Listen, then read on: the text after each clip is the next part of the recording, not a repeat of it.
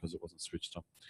So this is just a whirlwind tour of the hip joints and their connections. And really, the hip joints are the only true ball and socket joint. I mean, the shoulder is supposed to be a ball and socket joint, but in terms of sockets, not much of a socket. It's like more of a dish than anything else. Yeah.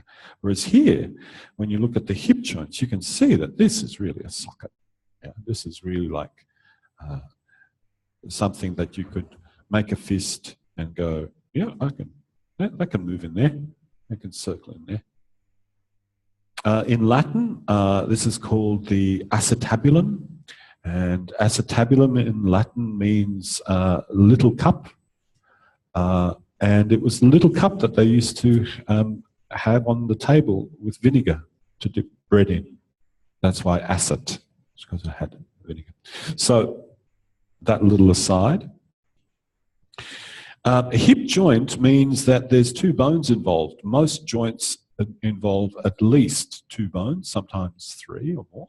Like this is two. So acetabulum, very round, very round. And then not only that, it actually has another lip of quite tough cartilage to even make it more deep. This end is probably the more complicated end, because it's part of the thigh bone. That's the head, what they call the head of the femur. And this is the part that does all the articulating, especially when you come up to the skeleton and you look at it carefully, you'll see that there's roughed up areas, edgy areas, and then there's areas that are very, very smooth, and those areas that are smooth are generally the articulate surfaces. On a freshly dissected cadaver, that would be almost like better than a billiard ball, actually smoother than a billiard ball. Very, very shiny, very glistening, almost a bluish white. Yeah. But notice it's not sticking up here. It's not that way. When you watch those little mannequins, you know, those little artists' mannequins that the artists use to make their drawings with, their legs are stuck underneath the pelvis. That's not how this is organized. The hip joints are, you could say, generally underneath the pelvis, but not really. They're kind of more out to the side.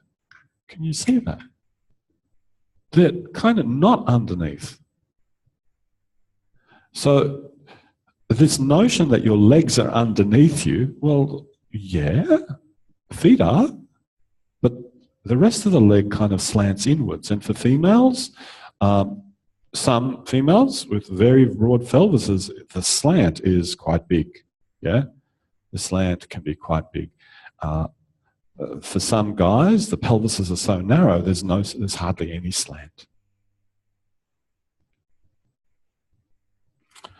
So is that the bit they chop off when they do hip replacement? Yep. Yep. How far down do they chop? No, they don't anymore? Oh, you know, yeah, that's right. I remember.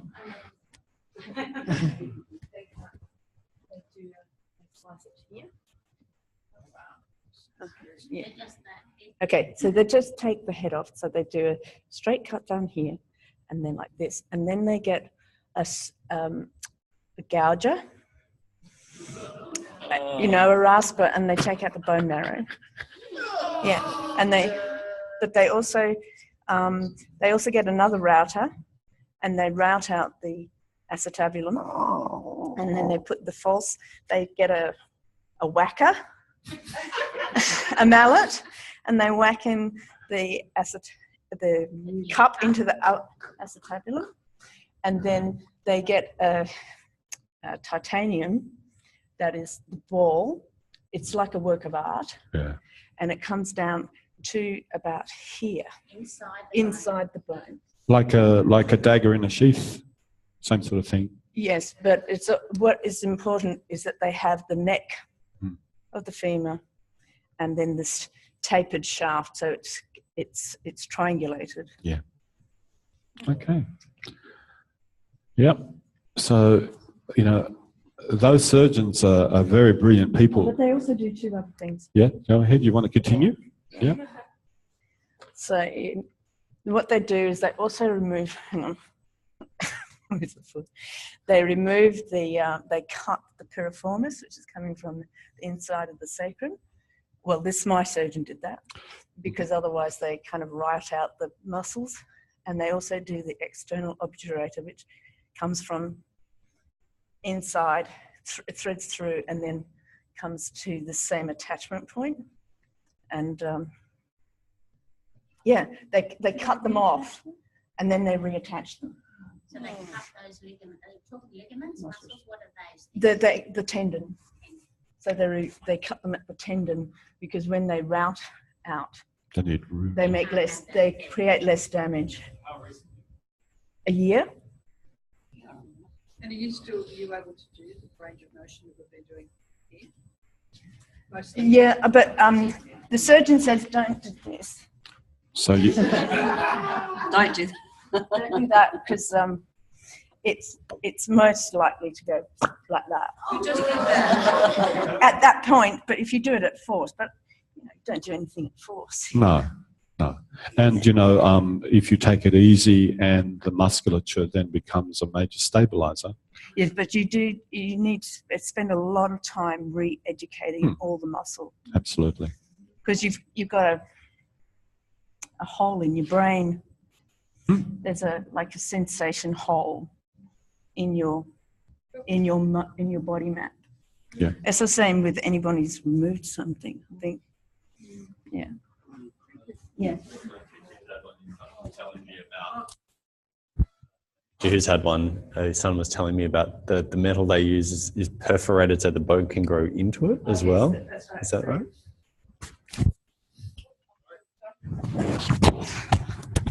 But somebody doesn't like this puzzle.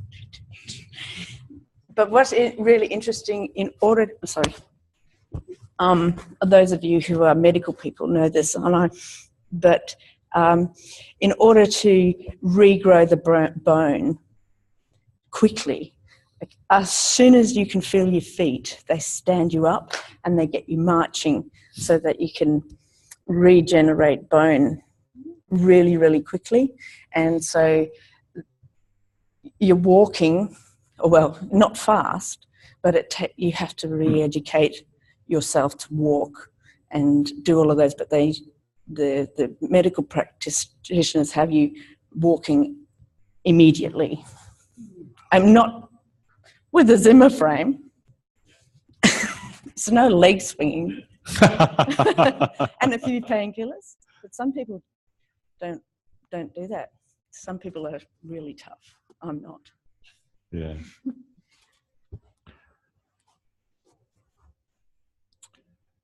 So yeah, it's a major joint. Yeah. Major joint. And the size of it tells you something, right? So it's pretty major. Now, there's a couple of angles that are really useful to look at. The first most obvious angle is this one here. Can you see how, if this is a standing leg, can you see how there's this angle upwards like that? Yeah. And please remind me, because I do forget to change perspectives. Yeah. Now that varies with every individual. Some individuals, the angle will be higher. Some individuals, the angle will be almost 90 degrees. So that is something that varies. There's also another angle you need to see, and that is if you lie the femur down on the ground like that, first of all, notice that the femur is actually bowed. It's not a straight bone. And second of all, can you see that there's now an angle of that neck and head away from the floor? Can you see that? Yeah. That angle also varies. So some people have the angle a little bit more forward. Some people have the angle a little bit backwards. So already you have quite a bit of variation. And then you have another piece of variation. This little distance from here to here, from the shaft of the bone across to the head, is called the neck, neck of the femur. And that neck also is of different lengths in people. With some people, it's almost like there is no neck. And with some people, they have very long necks, just like up here. And all of this makes a huge difference when you think about the movement of the hip joint in the acetabulum. Because if the neck is, I'll put that in there, let's go.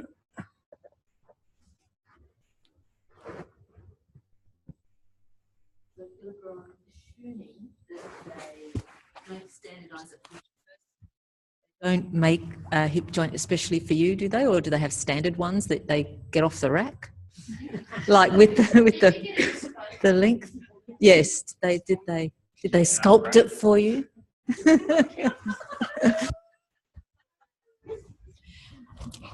As far as I know, I didn't get there must be a range of sizes, like shoes,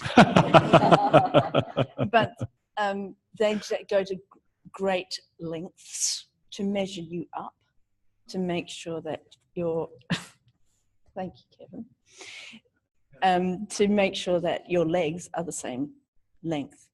And what's very interesting in the perception of length in terms of your bone is certainly that my experience was that I suddenly felt like my left leg was longer than my right, because I guess where the weight is in terms of where you felt the pressure coming into the body for the acetabulum is higher. And so you're really having to have a sense of where you're connecting with gravity, because there is actually no nerve ending in the bone anymore, which is really great. It doesn't hurt it. It don't hurt no more. Yeah. So when you got these two guys joined together like this, then if this has got no neck, can you see that this kind of angle here, this bone, the greater trochanter, is going to bump into all sorts of flesh much sooner if this is closer. And ditto, when you start to move the leg around like this and swing it inwards and swing it outwards, all these different angles affect where the leg can go in space easily. And also the angles will affect, some people, to have their toes pointing forwards because of all these little angles, will actually need to be standing with their femur rotated inwards. And some individuals, to have their toes pointing forwards, will need to be standing with their femur rotated outwards. So this indication of the position of the hip joint based on this sign at the bottom, tricky. Yeah. Now, if that wasn't enough, especially if the leg's being broken and reset. Yeah.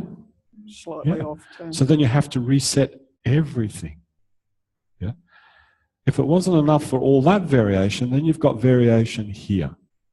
So there's different shallownesses of cup, different depths of cup. The deeper the cup, the shorter the neck, the less the movement, because things bump in sooner. And then the cup itself, if you do this with your hands, yeah, if you make little cups with your hands, now the cups on the pelvis don't point forward like that, and they don't point downwards, and nor do they point sideways.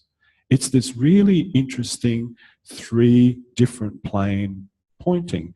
It's sideways, forwards, and slightly downwards. So it's kind of like that way. Yeah, it's not just out to the side. It's not downward, it's not forward. It's this beautiful angle that goes off this way. But some people's acetabula are more sideways. Some people's acetabula are more forwards, and some people's acetabula are more downwards. So each of those variables makes a big deal when it comes to doing a lesson like this. So there are some individuals that those lengths will be so extensive. It's like, yep, where do you want me to take it? Yep, all right. Yeah.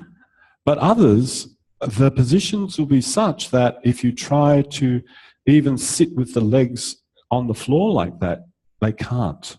Their legs are up because of the structure. Yeah. Now, if that wasn't bad enough, there's more. Some of the strongest ligaments in the human body are right here. They're tough. They're really, really, really tough. So tough, it makes it hard to dislocate the leg. Really tough.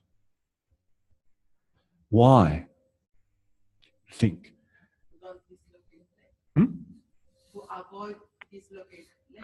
Yes, but yeah, absolutely. Yes. But the ligaments on the back, they're also tough, but they're not as tough as what they call the Y ligaments at the front. And that's it. I don't think my butt's too big. Okay, so that's all right. Yeah. So you see, back here, there's a nice set of muscles. Yeah. And those muscles will stop me from falling forward. But what happens if I go this way? Got any? Not, but look, hardly anything. I don't have a butt on the front. I don't, or else you would need a butt on your front. Yeah, we'd be very different animals, right? So you see that by putting a very strong ligament here, it's so strong that you can actually hang from it a little bit. It'll stop your motion, but it doesn't take up any metabolic energy. There's no extra energy, which is compared to your butt. When you go to bend forward, your muscle is starting to, drink up the juice. So in terms of design, it tells you in a funny kind of a way which way predominantly we're designed to move. This way, not this way. Matter of fact, for most individuals, I think, I can't remember, this is in one of my textbooks at home, I think the measurement for taking the hip joint backwards is anywhere between 0 and 5 degrees. It's like nothing. With some individuals, depending on their shape and the strength of their ligaments, some people can get maybe to 10, 15, but that's the exception, not the norm. So 0, some surgeons would argue, is the norm. Depends which direction you're talking about. You remember the ballerina thing I talked about with the boing, boing, boing? Well, what happens is it's an illusion. What's happened is they've actually tipped their pelvis, just like you do in that lesson, by the way. You do exactly the same thing. Because, yeah, well, that's something else. That's called joint destruction. See, if I'm sitting here, oh, well, I'm not sitting here. Let's say the skeleton's sitting here, right? Like this. So this is now starting to get a little bit of biomechanics. And you see, as soon as I take my weight more onto this, notice that that cup has now changed its orientation. Can you see that? And then if I go back here, notice where the cup is now. It's kind of pointing up that way. So if you insist on sitting, remember that variation in the lesson? If you insist on sitting on two sit bones, and if you insist on not shifting your weight, then where is the movement happening? It's all in the leg. But as soon as, let's put him in this position. Now look where the leg can go. And if there's a bend in the spine, you can almost be kind of semi-reclining on the back of your pelvis, and the leg can go all over the shop. But look at the relation. Can you see that? Well, once your leg is past a certain point, gravity's not pulling it as this way as strongly. That means all these muscles that are pulling your joint in can slacken off a little bit, and it gives you a little bit more movement. So where your acetabulum is oriented in space makes a big difference. Sue, where are you? That's our lesson yesterday. Yeah, when you were up, when Sue was, can I say something about it? Is that all right? So when I had, when Sue placed her pelvis up on a stack of blocks, look at the orientation of her sockets now, compared to down here. And when she's here, the more this sinks, the more the orientation changes, which then enables the leg to go here. Look where it's falling now. So what happened? You put blocks. Yeah. Don't ask about the details, but just look at the principle here. That if I put this skeleton up, I'm not going to change, I'm trying not to change anything in the angle of the leg. Yeah? I change the position, no change in the angle of the leg yet. Look where the leg, yeah? Where's the weight falling? This way. And anybody who feels like, oh my God, I can't keep that position, the legs are so heavy, they actually start to fall into you, which is a really nice feeling. Yeah? So when you start to understand this relationship and take it into how you position your pelvis, it makes a big difference. So pelvic position becomes really, really interesting there. Where can I roll my pelvis so that the leg can kind of follow it? Make sense? Yeah. All right. Let's put him in a slightly different position, which is another position that most surgeons don't want you to be in post-op.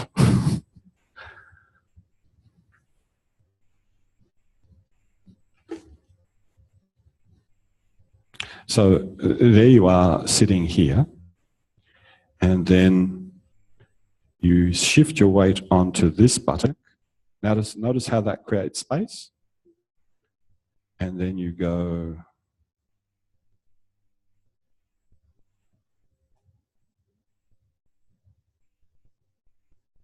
like that. Look at where that's pointing. Can you see where that head of the femur is pointing? Look how much of it is out. A good position to dislocate a leg, right? You just go. Now, Feldenkrais would know that because in judo, that's exactly what you learn. In jiu-jitsu, whatever, you learn all the good positions to actually dislocate things. You want to dislocate someone's knee, just whack it on the side. It doesn't take much force. Yeah. So all these different positions of the leg put the femur and the acetabulum in different relationships. Here, look where the leg is when you're here. Look at that. Can you see how it's pointing upwards? Now, in most cultures that don't have chairs, this is how they sit most of the time. I remember working in the Aboriginal Islander school when the elders came, they just sat on the floor, boop, getting up on for floors. I'm like, I'm talking about 60, 70-year-old guys. No problem. So this notion of having to practice to keep your flexibility, when you live in a culture where that is the position, you don't have to practice anything because it's preserved in how you live your everyday life. All right. That's probably all I want to say about the hip joint. Let's just open it up to some questions and then go to lunch. What would you like to ask, if anything? Zoran, I presume that just as you get variation in the joints, and you mentioned the, already forgotten the name, but the ligament. The Y ligament. Yeah, presumably all of us have variations in our ligaments and our musculature may be generated by that structure, by that skeletal structure, and which could help or hinder your movement as well. Yep. And also the movements themselves will put ligaments on slack or put them on taut. Yeah. So, you know, yes, I think it was yesterday or the day before, I asked you to be on your tummy and have your legs bent and then lift. Well, in that position, that movement there, it's not going to be, it's just going to be basically to there, and it's going to go straight to the pelvis and the back. So in that position, I'm not really looking for movement here. I'm really looking for what you're doing up here in order to lift the leg, because I know that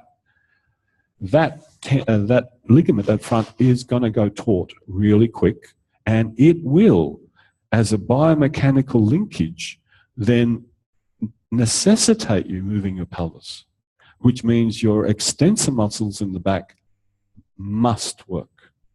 Otherwise, stuck, can't lift. Yeah. By the same token,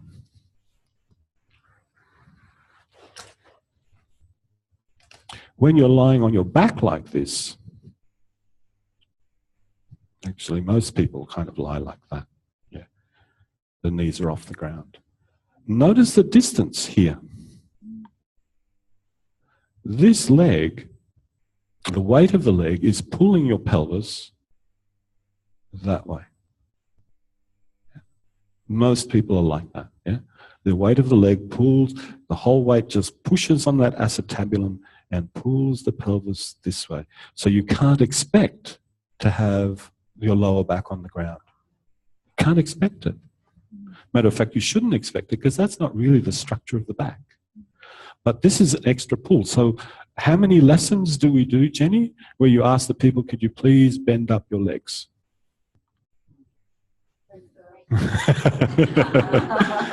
Yeah.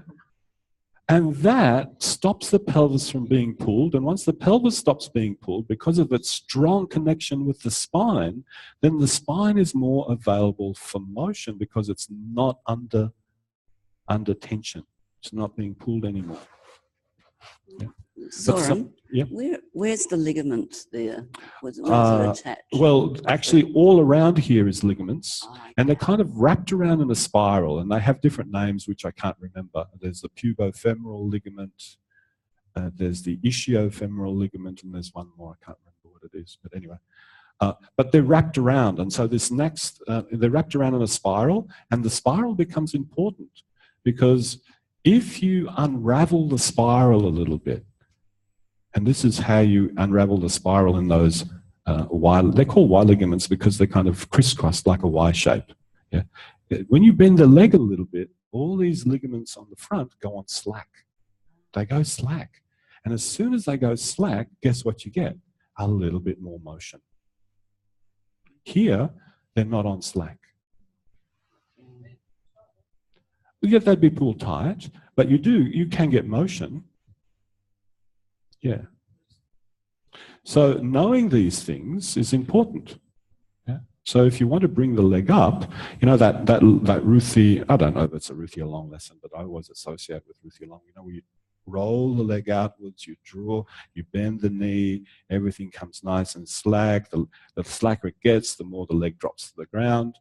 And then at the last moment you go, ooh, yeah. Yeah. And then it's slack. And then you can go, oh. Now, in that lesson, look what happens. Sorry, I'll change it a little bit so you can all see properly. Look what happens in the hip joint.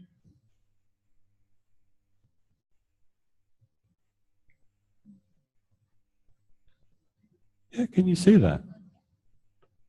So that's why, very often, that's a very nice lesson to do for people who sit all day. Really nice. Now, I'm holding the pelvis, but most people's pelvises will go this and then that. Yeah, so anything else about hip joints? Yep, you're first. If you know what's the was it hip dysplasia? Out of my, but that's okay. Someone else will probably know because there's Hip dysplasia, please. You've got a hip joint that hasn't formed properly, so the articulation between the head and the socket isn't that great. So it's a bit. You would have seen there was an article recently about swaddling of babies and how there's an increased incidence of hip dysplasia.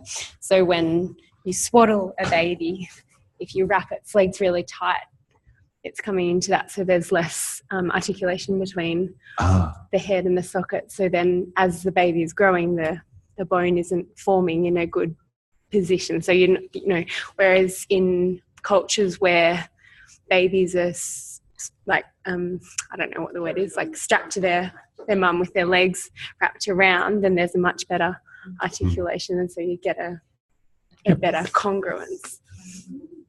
Congruence, that's the key word, isn't it? Congruence. That reminds me, can you hold that? Yeah. So you know the position of best fit for the hip joint socket, where the congruence is the maximum? Good answer. Does anybody know? Because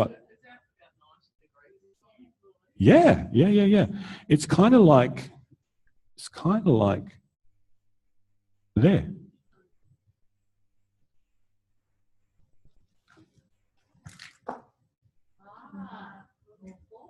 Yeah. Isn't that interesting? Yeah. It might mean that we're maybe on all fours, but you know, there is that position.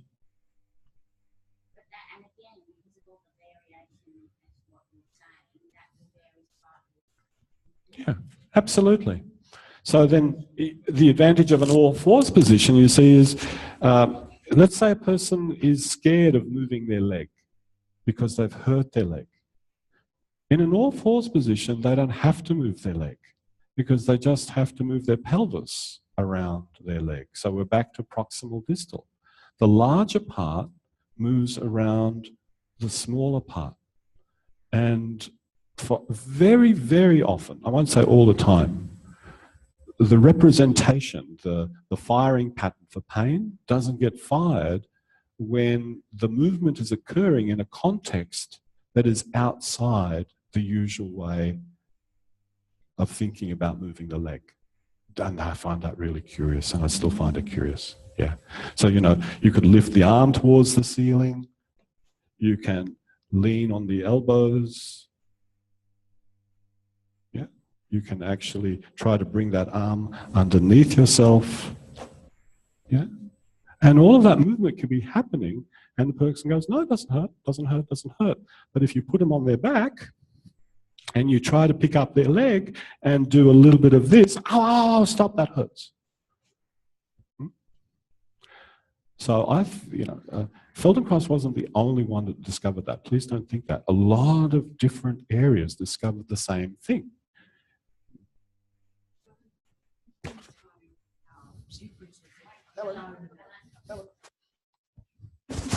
You've been describing how differences in bone anatomy allow different individuals at different ranges. What about it at the back of the pelvis, sacroiliac? Sacroiliac joint? Yeah. What about it? Does the anatomy of that around that joint affect? Different movements? Well, yes, it will, because it's a major source of articulation. That is the articulation. The sacroiliac joint is the articulation between the spine and the pelvis, and it has some movement in it, but in a funny kind of a way. Publicly, Feldenkrais just goes, no, we don't consider that. But when you watch his FIs, he considers it. So can you see there's two different faces to the same thing. It is a major joint. And of course, when you're moving a major weight like this around that, for some individuals, when they have the weight of the leg hanging out like this, that puts a strain on these joints back here. And it's very, very uncomfortable. And some people pull on their legs in such a way that it continues to produce even more discomfort. So then that needs to be addressed. I don't encounter that difficulty very much with the people I work with. So I'm probably the worst person to talk about it with. Yeah, because I tend to work with people that have got performance things going on. Orange.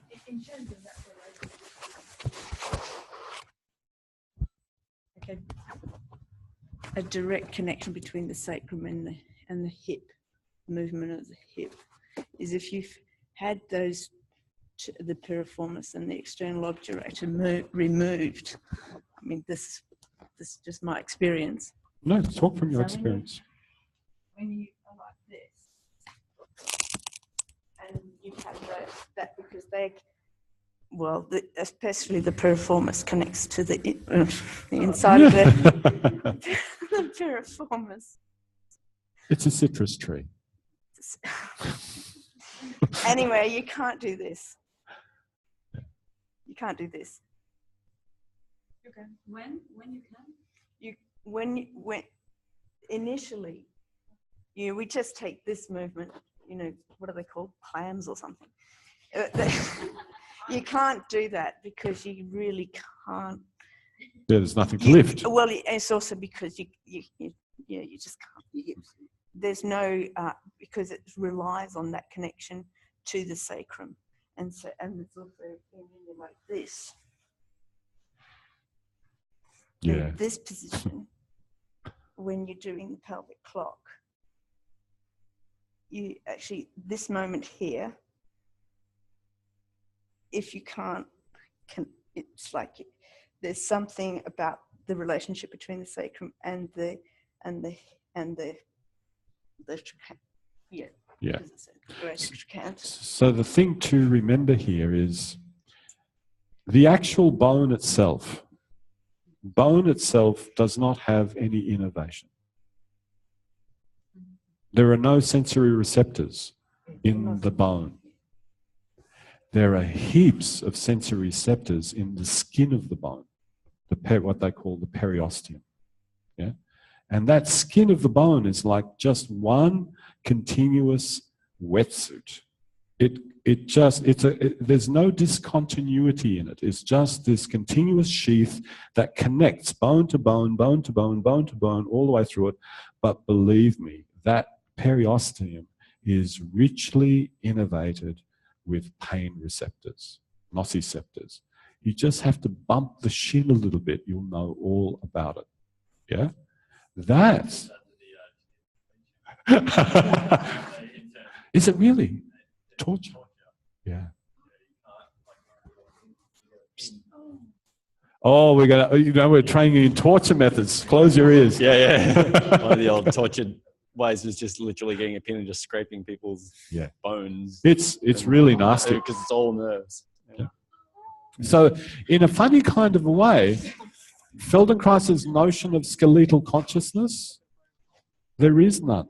Because you do not have any innervation in the skeleton. You cannot have skeletal consciousness. What you can have is consciousness based on all the tissue surrounding the skeleton. So if you're missing a piriformis, you are missing the muscle spindles, the Golgi endons, the pressure receptor. You are missing a whole lot of stuff from that area. And so your image, it's gone.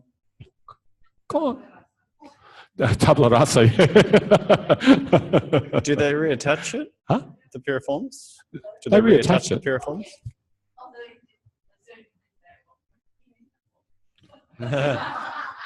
Every ballet dancer will tell you why. Yeah. So they reattach it, but you see, it's an insult. There's been a disruption, and so all your sensations are whacked. They really are. So this notion, maybe this is a good way to wrap up. Sorry, the pun. I'm going to talk about periosteum. But, Feldenkrais's ideal, I think I need to preface this slightly differently. When we're looking at movement, we come in with a certain set of assumptions about what to expect. And if you expect everybody to be able to swing their leg around in a big, circumduction, that's a good place to start, but be prepared to review it because that's not the case. So Feldenkrais did have an expectation, in other words, a model of movement that he carried around as a concept, as a construct. And the model of movement is very briefly mentioned, I think, in only one book. And it's like a couple of sentences. Now, does that mean it's not important? No, it's just that he wrote it once. And the model is this. His model for movement is not a skeleton obstructed by muscular tension. It's not even a skeleton obstructed by tight connective tissue. His model of movement that he carries around is, let's imagine that we have a skeleton and it has all of its ligaments intact, which would then imply that the whole periosteum is intact. And that's the model for movement. So basically, nothing is obstructing anything apart from the tightness and the looseness of ligaments. And that's how he constructed his lessons in his mind. That combined with biomechanics, he would just have to imagine, if that happens there, that would happen there, that would happen there. Just like most physicists do. They play these little imagination games, and he would do the same. And that's how he would design a lot of lessons. You hook the big toe, that segment comes over here, oh, there's that there, that will have to tip over here. Oh, but if that tips over here, this will need to bend over here. If that needs to bend over there, that needs to come back here. Can you see? Boom, boom, boom, boom, boom, boom, like dominoes. And that's the whole business of biomechanics. But that's only possible if you have that model in your mind. If you then attach this thing, tight this muscle over here, it gets really complicated. Yeah. So that's the first part of that particular story. There is a model. There is an expectation that if I move you here, that there will be a certain flow of motion in the skeleton, and that's what I'm expecting. And then I encounter you. Because then I go to move you, and you don't do what I'm expecting. And you go, oh, why is that? How come they don't move how like I expect? Let's find out. And there's the beginning of an FI. Make sense? So it's not like you're coming in going, anything goes. No, you have an image of what a human frame is and its blueprint. That is like the blueprint. Yes, it's a mechanical blueprint, but it's a starting place. And it could be the connective tissue. And if you know some connective tissue techniques that really work well, great. Yeah. If you know a couple of mobilization techniques that work well, great. That is his heritage. I do what the person needs. So it's not like you have to give up your history. You just have to acquire a different way of thinking. Yeah? And in that new paradigm, the things that you did before are applied slightly differently.